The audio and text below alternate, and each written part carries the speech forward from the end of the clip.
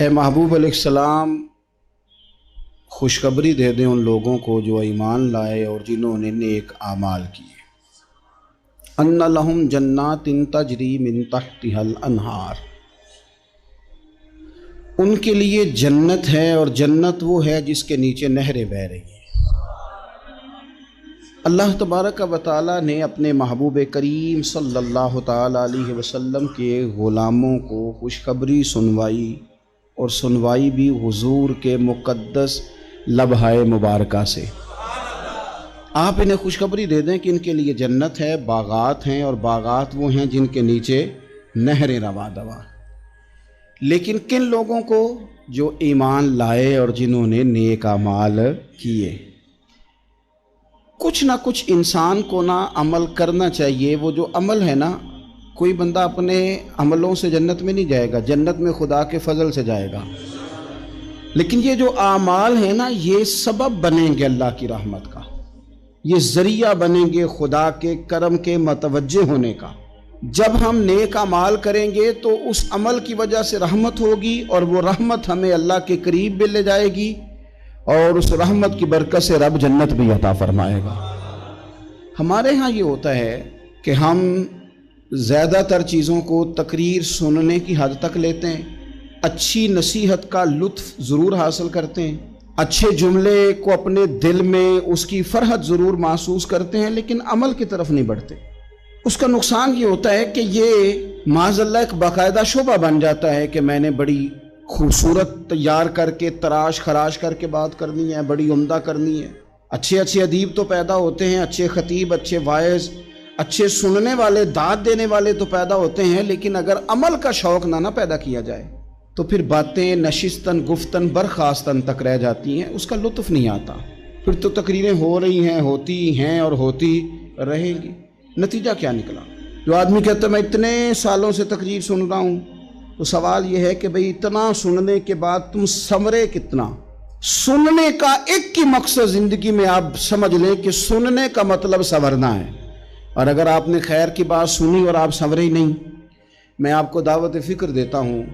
نبی پاک صلی اللہ تعالیٰ علیہ وسلم نے ارشاد فرمایا، ایک عورت تھی، طوائف تھی، ساری زندگی اس کی گناہوں میں گزری معاذ اللہ، پھر وہ ایک کنویں کے پاس سے گزر رہی تھی، ایک پیاسا کتا اس نے وہاں پیاس سے تڑپتے سسکتے دیکھا، اور پھر اس نے اپنے جوتے کو لٹکا کر اپنے دوپٹے کی مدد سے یا جیسے اس سے ممکن ہو سکا اس نے پانی نکالا، کتے کو پلایا، اللہ نے اس کی بخشش فرما دی۔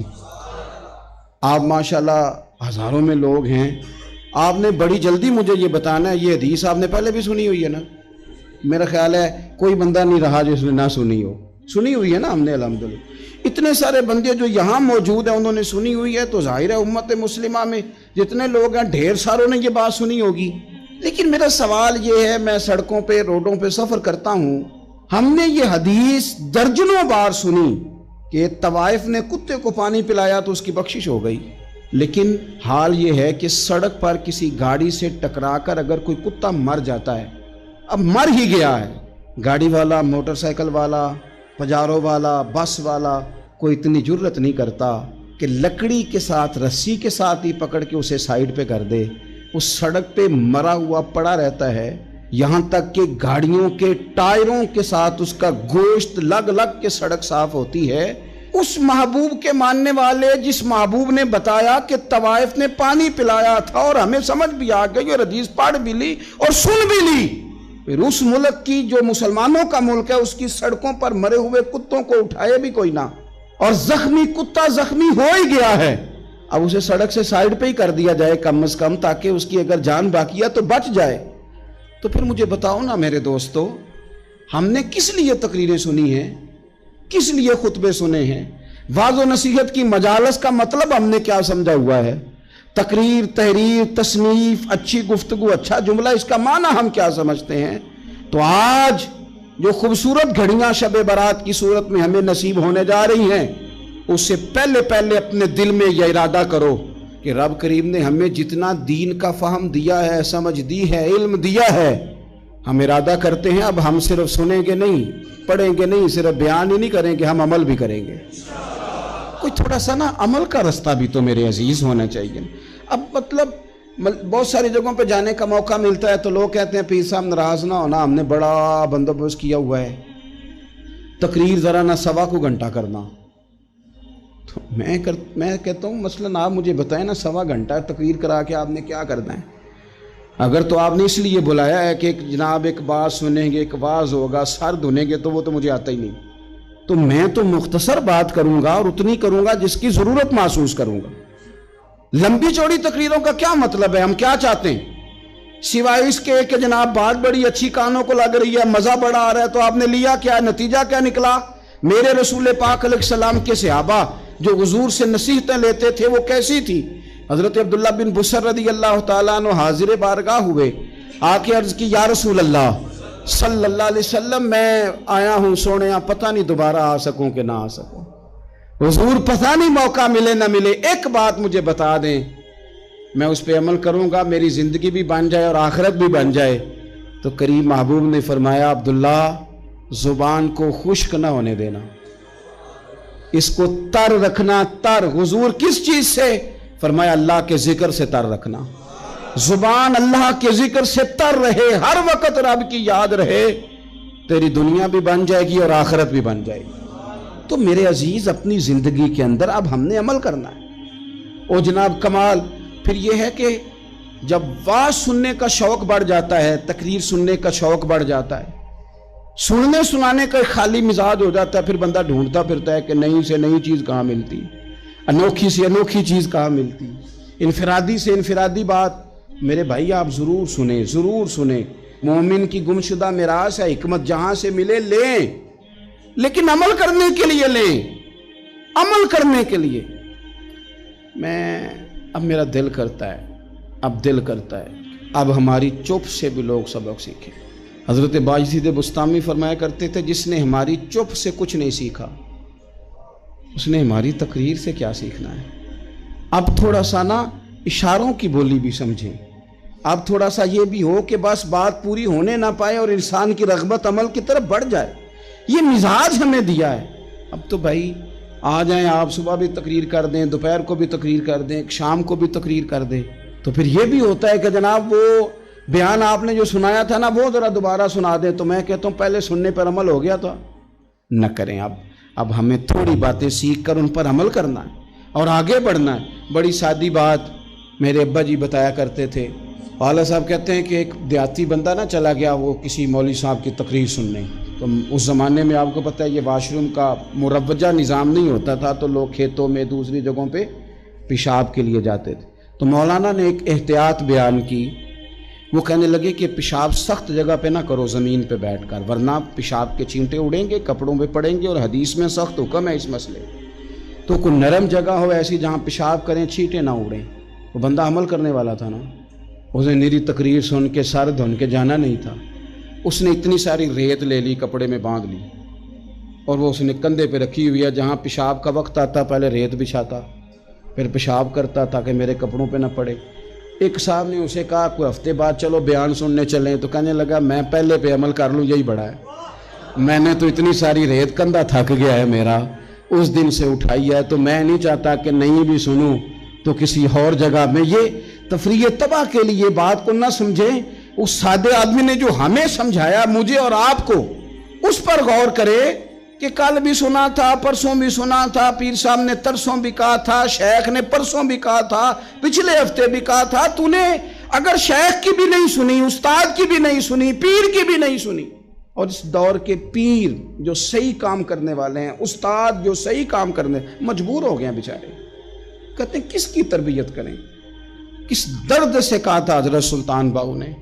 وہ کہتے ہیں اور رب دا طالب کوئی بھی نہیں ملیا، اتے جو ملے ہے طالب زردہ ہو. یہ تو آئے ہیں کاروبار سیدھا کرنے، فوٹو کھچوانے، فلاں کام کے لیے. یہ تو وہ جو ہم دینا چاہتے ہیں اس کا تو مزاج ہی نہیں. پہلے بھی میں نے کہا تھا، پھر کہتا ہوں مجھے شوق نہیں ہے. خدا مجھے معاف کر دے اس دن سے پہلے جس دن یہ شوق ہو کہ میں سویرے جاؤں گا تو نوٹ لاؤں گا، تو شام جاؤں گا تو نوٹ لاؤں گا. یہ شوق نہیں ہے، طبیعت نہیں ہے، من نہیں چاہتا. لیکن یہ کہ یہاں بھی آ جائیں خطاب کر دیں، یہاں بھی او خدا کے بندو، ہم کہاں اس قابل ہیں ہم خطاب کریں. ہم نے تو نا جی ایک اذان دینی شروع کی ہوئی ہے. صبح و شام ایک اذان پڑھتے ہیں، ہے یہ پیغام حضرت احمد رضا کہ بارگاہ نبی کے رہو با وفا۔ ہم تو کہتے ہیں ادھر آ جاؤ، ٹھوکریں کھاتے پھرو گے ان کے در پہ آ پڑو، قافلہ تو اے رضا اول گیا آخر گیا۔ ہم تو کہتے ہیں ادھر آؤ، اللہ رسول کی بارگاہ کی طرف رجوع کرو۔ اور وہ ایک جملے پہ اگر تو عمل ہو گیا، پیار سے باتیں کرتا رہتا ہوں، سب کے ساتھ نہیں کرتا، جس کا مجھے پتا ہو کہ یہ تھوڑا سہ لے گا۔ ایک دوست نے مجھے کہا کہ میں تو آتا ہوں تو مجھے علاقے کے لوگ کہتے ہیں ان کو بلاؤ، تو میں کہتا ہوں پورا عمل کرنا میری غلط ہے، تو پھر میں باقیوں کو بھی لگا جاؤں گا۔ تو اگر تیرا ہی عمل نہیں ہو سکا تو باقیوں کو میں نے جا کے کیا سمجھانا ہے؟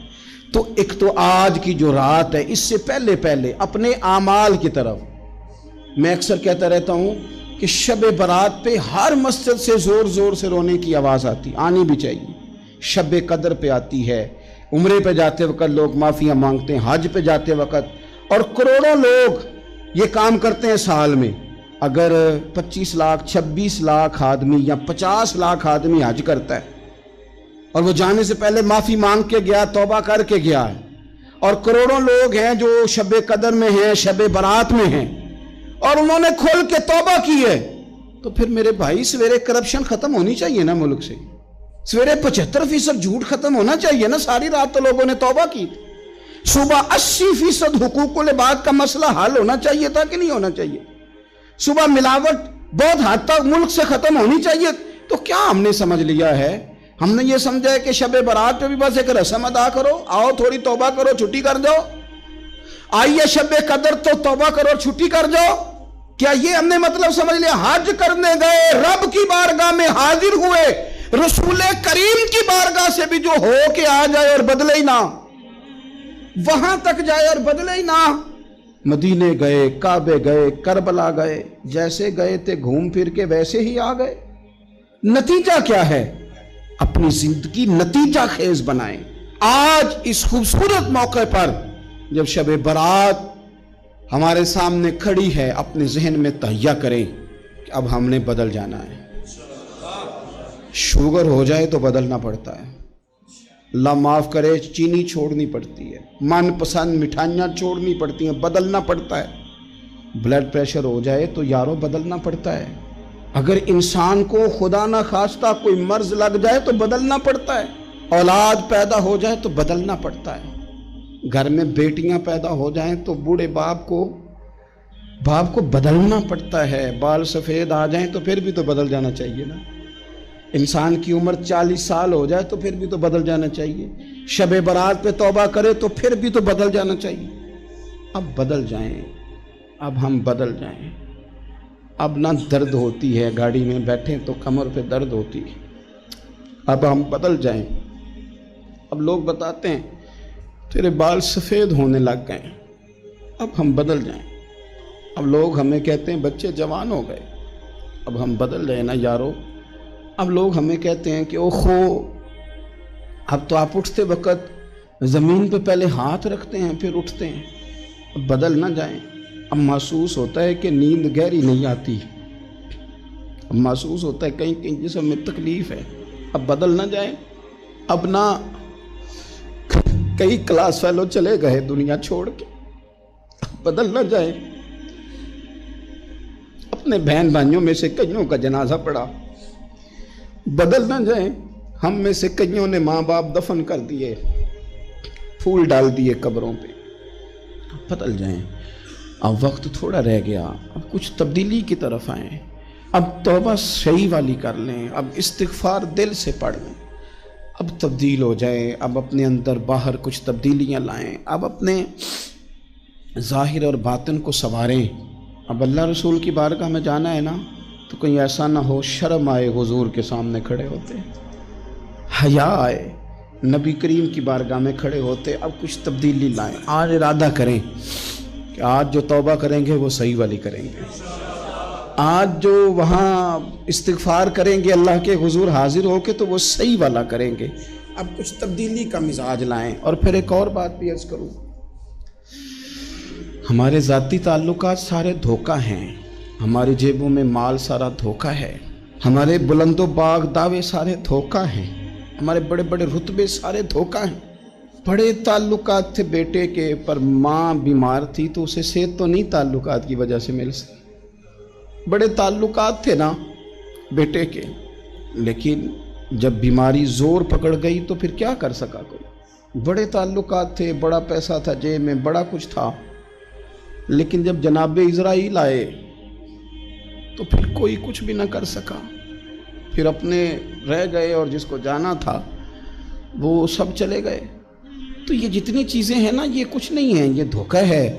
سچ صرف اللہ رسول کی ذات ہے، حقیقت صرف دین ہے، اصل صرف وہ بارگاہیں ہیں۔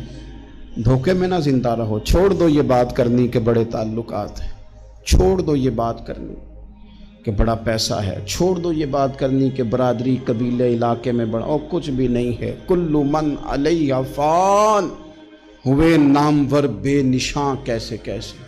دیکھو زمین کھا گئی، نوجوان کیسے کیسے۔ میں مولانا نورانی کی قبر پہ کھڑا تھا تو میں کہہ رہا تھا مقدور ہو تو خاک سے پوچھوں کہ اے لئیم تو نے وہ گنج ہائے گرا مایا کیا کیے؟ اتنے بڑے لوگ تو لے گئی، اتنے بڑے لوگ قبروں میں کدھر گئے؟ سلطان محمود غزنوی کہاں ہیں؟ شہاب الدین غوری کہاں ہیں؟ وہ لوگ جو میدانوں میں آ کے صرف ان کا نام لیا جاتا تھا تو دنیا کانپ جاتی تھی، وہ کہاں گئے؟ اٹھ گئے سب لوگ، چلے گئے، ختم ہو گیا معاملہ۔ وقت اب ہماری طرف بڑھ رہا ہے، اب تیزی ہے، اب پیغام اجل آیا، کئی ہمارے ارد گرد سے اٹھا کے لے گیا، اب ہمیں بھی تو واپس لوٹنا ہے نا، تو کچھ تیاری کر لیں، کچھ ارادہ کر لیں۔ اور بارگاہ رب رسول کی اس طرح کی ہے کہ بس جانے کی دیر ہے، بس صرف جانے کی دیر ہے، صرف جانے کی۔ اور اللہ رسول کی بارگاہ دوستو وہ والی ہے کہ جہاں نا زیادہ منت بھی نہیں کرنی پڑتی۔ وہ جو 4-5 لوگ تھے نا مکہ مکرمہ میں، انہوں نے بہت ہی اسلام کی مخالفت کی حد کر دی تھی، ان کے لیے حکم ہوا تھا جہاں ملے قتل کر دو۔ اکرمہ تھے، ابن قتل تھے، کچھ اور لوگ تھے، تو پتہ ہے ان کو کسی نے مشورہ کیا دیا تھا؟ کسی کافر نے مشورہ دیا، پر پتہ صلاح کیا دی تھی؟ اس نے کہا تھا تم نے بڑی زیادتیاں کی ہیں، بڑے بے ادب ہو، کسی صحابی کے قابو نہ آنا، مار دیے جاؤ گے، اپنی خطاؤں کے سبب سے تم مار دیے جاؤ گے، لیکن اگر کسی طریقے چھپتے چھپاتے رسول پاک کی بارگاہ میں پہنچ جاؤ نا، اگر وہاں کسی طریقے چلے جاؤ۔ انہوں نے پوچھا معافی کیسے مانگیں گے، منہ کیسے دکھائیں گے، ہم نے اتنے ظلم کیے، اتنی زیادتیاں کی، کیسے معافی مانگیں گے؟ تو کہنے والے نے کہا کہ نہیں کچھ نہیں، تم بس کہہ دینا ہم آ گئے، اس سے زیادہ تو بات ہی کوئی نہیں، اتنا ہی تو صرف کہنا ہے، آ گئے، اور نہ آتے تو جاتے بھی کہتے، بس تم اتنا کہہ دینا ان العبد اذا اعترف ثم تاب تاب اللہ علیہ۔ نبی کریم علیہ السلام نے فرمایا بندہ جب آ کے کہتا ہے نا یا اللہ میں بھول گیا تھا، غلطی ہو گئی، ان العبد اذا اعترف، مان جو گیا ہوں، مان جو گیا، غلطی ہو گئی، جب کہتا ہے نا میں بھول گیا، ثم تاب، پھر وہ توبہ کرتا، تاب اللہ علیہ، اللہ دیر کرتا ہی نہیں، فوراً توبہ کو قبول فرما لیتا۔ ہمارے ہاں نا کچھ لوگ تو تباً سخت ہیں، اللہ معاف فرمائے، اور کچھ رد عمل کے طور پر سخت ہو گئے، کچھ باتیں دلوں میں بیٹھ گئی ہیں جنہوں نے طبیعتوں کو سخت کر دیا ہے۔ کبھی کہیں آپ بہو سے کہ چلو بوڑھی ساس سے اگر کبھی کو بات سخت نکل گئی ہے تو معاف کر دے، وہ تیار نہیں ہوتی، وہ کہتی ہے تمہیں پتہ نہیں میرے ساتھ کیا کچھ ہوا۔ کبھی ساس سے کہا جائے نا چلو بھول گئی تھی بچی تو آپ درگزر کر دیں، تو کہتے ہیں تمہیں پتہ نہیں میرے اندر سختی کتنی آ گئی ہے، دکھ کتنے بیٹھ گئے۔ ہم نا طبیعتوں میں سختی کر بیٹھے، ہمارے دل دھڑکتے ضرور ہیں لیکن صرف اپنے بچوں کے لیے، ہمارے سینوں میں درد اٹھتا ضرور ہے لیکن صرف اپنوں کے لیے۔ ہم نے نا 2 4 5 6 باتیں جمع کر کے ان پر پورا ذہن بنا کے سخت ہو گئے ہیں، طبیعتیں سخت ہیں، دل سخت ہیں۔ میرے نبی پاک صلی اللہ تعالی علیہ وسلم نے فرمایا، یہ حدیث مسلم شریف میں موجود ہے، فرمایا جنت میں وہ لوگ داخل کیے جائیں گے جن کے دل چڑیوں کی طرح نرم ہیں، نرم دل کے لوگ، معاف کر دینے والے، جلدی مان جانے والے۔ ایک صاحب تھے اپنے بھائی سے ناراض ہو گئے اور انہوں نے رشتے سے انکار کر دیا، پہلے ان کے بیٹے کی وہیں پہ نسبت تھی، انکار کر دیا۔ کئی لوگوں نے ان سے کہا، میں نے بھی کہا، تو وہ کہنے لگے پیر صاحب عزت بڑی کرتا ہوں آپ کی، لیکن میں مرد ہوں، ایک دفعہ نہ کر دوں تو پھر ہاں نہیں کیا کرتا۔ تو میں نے اس صاحب سے کہا، میں نے کہا یوں نہ کر، اگر صبح قیامت تیرے بارے میں کوئی سخت فیصلہ آ جائے اور رب کو منانا ہو کسی مقام پر تو کیا کہے گا؟ بہانے بنا بنا کے ہم سخت ہو گئے، دل اتنے سخت پتھر کر لیے، میں فلاں ہوتا ہوں جی، میں نہیں دوبارہ کسی کی سنتا۔ اور خدا کے بندو، میرے نبی پاک علیہ السلام نے فرمایا مومن تو اس طرح ہوتا ہے جس طرح اونٹ کے ناک میں نکیل ہوتی ہے، بٹھا دو تو بیٹھ گیا، اٹھ جاؤ تو اٹھ گیا۔ اور حضور نے فرمایا وہ لوگ جو بہت بد اخلاق ہیں، جھگڑالو ہیں، فسادی ہیں، سخت دل ہیں، وہ لوگ جنت میں نہیں جائیں گے۔ جو جھگڑے کرتے پھرتے ہیں، جھگڑالو لوگ ہیں۔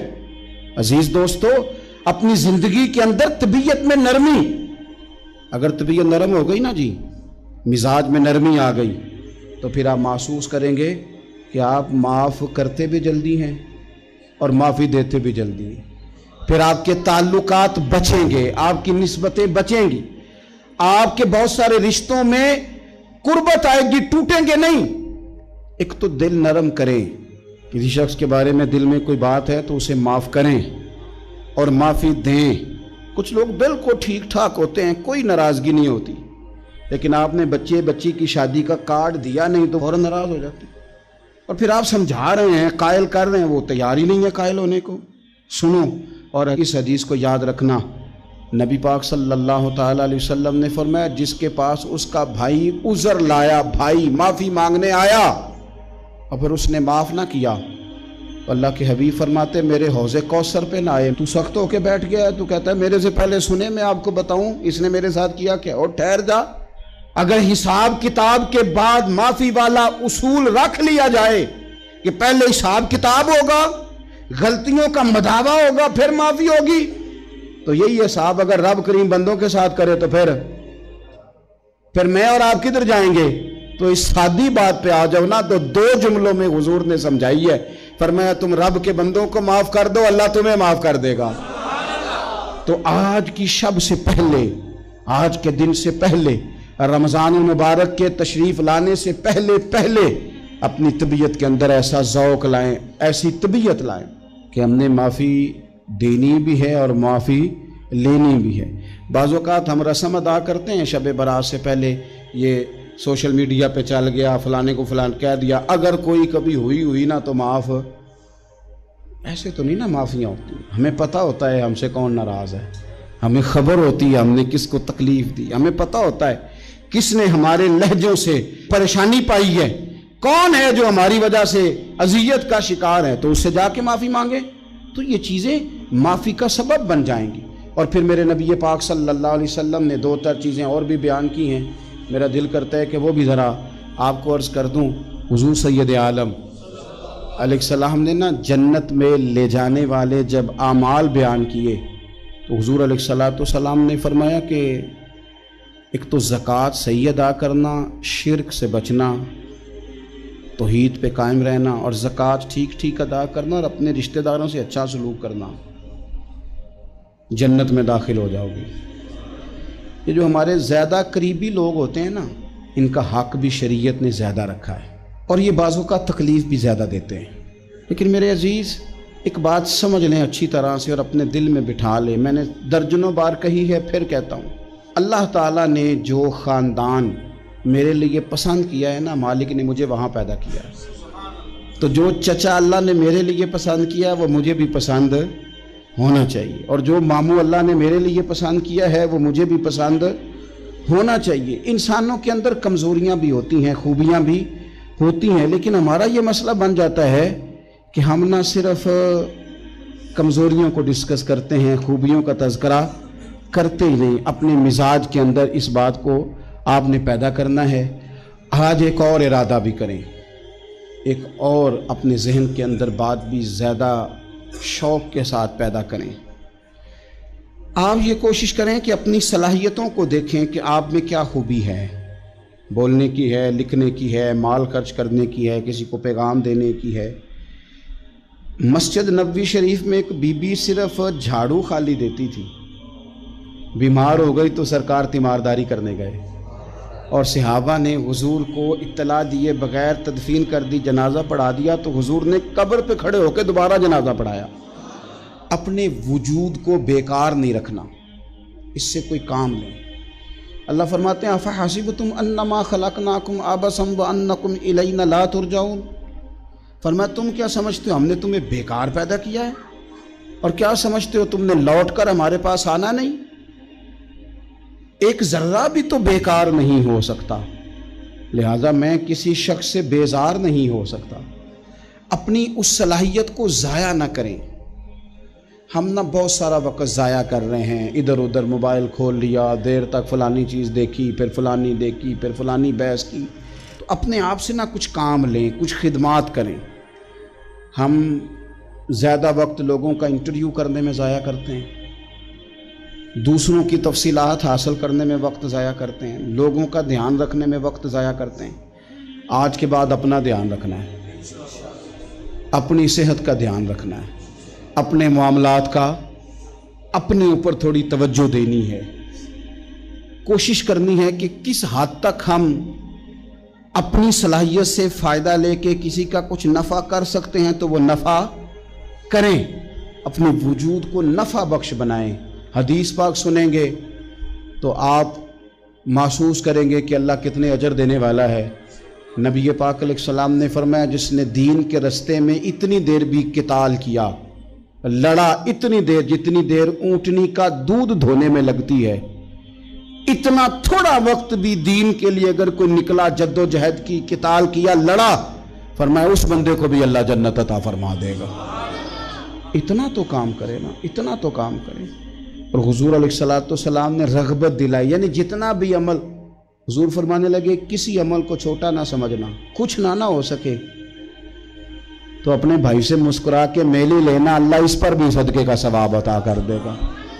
اور نبی پاک علیہ السلام نے فرمایا دوزخ سے بچ جاؤ صدقہ دے کے۔ خیال آتا تھا یا رسول اللہ کتنا کو دیں؟ تو فرمایا خشک کھجور کا ایک ٹکڑا، یعنی پوری کھجور بھی نہیں، خشک کھجور کا ایک ٹکڑا بھی خیرات کر کے بچ سکتے ہو تو وہ کر کے ہی صدقہ دے کے اللہ کے عذاب سے بچ جاؤ۔ معنی کیا ہے ان ساری روایتوں کا کہ کچھ کرو تو صحیح نا، کچھ کرو تو صحیح نا۔ ہمارے ایک بزرگ تھے تو کرونا کے دنوں میں انہوں نے ایک جملہ کہا، کہنے لگے یہ کرونا پتہ تمہیں کیا کہنے آیا ہے؟ کہنے آیا ہے کہ بیماریاں آ رہی ہیں، حالات خراب ہیں، یہ کرونا نہیں، یہ کہتا ہے کچھ کرو نا، کچھ اللہ اللہ کرو نا، فارغ نہ بیٹھو، دیکھو کیسے لوگ ڈھیروں کے ڈھیروں اب جا رہے ہیں، اب کچھ کرنا ہے انشاءاللہ تعالی، اب کچھ وقت ضائع نہیں کرنا، اور زندگی میں کچھ، میں کہہ چکا ہوں کہ ایک بندے کو بھی اللہ نے بیکار نہیں پیدا کیا، ہم نے خود اپنے آپ کو بیکار کر لیا۔ اپنے آپ کو بیکار نہ کریں۔ جب رب کہتا فحسبتم انما خلقناکم عبث، کیا تم سمجھتے ہو میں نے تمہیں بیکار پیدا کیے؟ آپ لوگ بڑے کام کے ہیں، بس اپنے آپ کو پہچانے۔ اقبال کہنے لگے عجب نہیں کہ خدا تک تیری رسائی ہو، اور تیری نظر سے تو پوشیدہ ہے آدمی کا مقام، تو بندے کوئی نہیں سمجھ سکا تو وہاں تک تو کیسے جائے گا؟ اپنے آپ کو پہچانے۔ یہ جو کہتے ہیں نا مجھ سے کچھ بھی نہیں ہوتا، ناراض تو نہیں ہو جائیں گے؟ یہ کچھ کرنا نہیں چاہتے، یہ صرف ادھر ادھر دھیان رکھ کے ایک فوٹو چڑھا کے ادھر بھاگ ادھر اپنے نفس کو راضی کرتے ہیں۔ نفس بس کہہ رہا ہے آج یہ کر لو تو وہ کر لیا، ادھر دیکھ لو تو ادھر دیکھ لو۔ اس سے نکلیں، مثبت، مضبوط، مستحکم ارادے کریں اور پھر چل نکلیں۔ لڑنا شرط ہوتا ہے، جیتنا شرط نہیں ہوتا۔ تاریخ یہ نہیں دیکھتی کہ جیتا کون کون، تاریخ یہ دیکھتی ہے کہ لڑا کون کون، میدان میں کون کون رہا۔ اللہ بدر میں کامیابیاں دیتا ہے، احد میں کئی دفعہ کہتا ہے واپس پلٹو، خندق آئے گی تو پھر کامیابیاں مل جائیں گی، خیبر آئے گا تو پھر کامیابیاں مل جائیں گی۔ تو اس لیے ہمیشہ جیتنا ہی ضروری نہیں، لڑنا ضروری ہے۔ ہمت کریں، کوشش کریں، اللہ تعالیٰ آپ سب کو جزائے خیر عطا فرمائے۔